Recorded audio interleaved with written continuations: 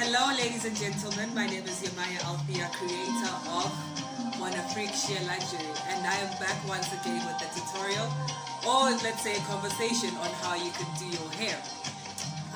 So I decided I'm going to do a twist. As you all know, guys, salons are closed. Hairstylists have also gone home. I tried calling my hairstylist and she's like, no, I went home to be with loved ones and family, so she couldn't be with me. So yeah, a girl is stuck and a girl's gonna do what a girl's gonna do. And I'm used to actually styling my own hair, so this is quite exciting for me because I haven't done it in a long time. As you all know, it can be dreadful. Anyway, talking about the shutdown and everything, I hope everyone is okay. I hope everyone is staying at home and everyone is safe and just taking precautionary measures, washing your hands, just taking care and staying at home, guys. I think that is what is most important at the moment, so we can protect ourselves, protect others, and just stop this virus from spreading. And yeah, let's get to it, guys. So before I start, oh my god, before I start, guys, like I have a big reveal to make. I made a mess, right? Talking about I'm gonna do my hair, I'm gonna do this. So I decided I was gonna do this blonde twist. This, right? Looks really cute. And I know it's gonna look really nice on me. But then I decided I wanted the bottom part to be blonde as well. I'm sure you guys can see a bit of it. I wanted the bottom part to be blonde as well. So I decided, let me bleach my hair so that my hair can match the hairpiece. Sure thing, you know, no big deal. So yeah, I buy bleach and then I bleach my hair and everything. And then, well, wait, let me show you guys. Oh my god. Okay, let me show you. Just don't laugh. Yeah, it's quite embarrassing.